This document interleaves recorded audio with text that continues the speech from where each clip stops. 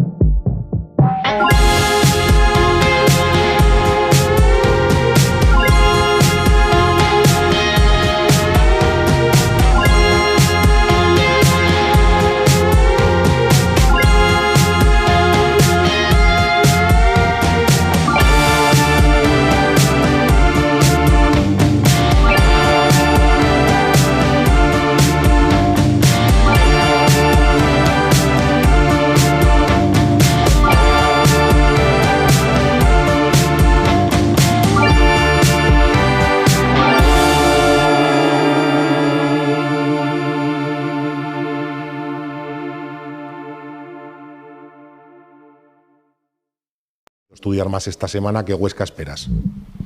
Pues la misma pregunta me has hecho a mí. Yo creo que va a ser lo mismo ellos. Es un equipo que sale muy bien jugando de atrás, que te hace una presión alta, que tiene jugadores en medio campo en esas transiciones ofensivas con calidad. Y bueno, pues, equivocarte poco. Es un partido que va a ser abierto, que la afición va a disfrutar por las dos características del equipo, pero sobre todo fallar poco para tener más posibilidad de ganar el partido. En ese aspecto hay que ser muy frío y realmente realistas. El equipo que tenga la seguridad en los pases, en los controles, en el juego, pues evidentemente tendrá más posibilidad de ganar, y eso va a ser el Zaragoza, por supuesto.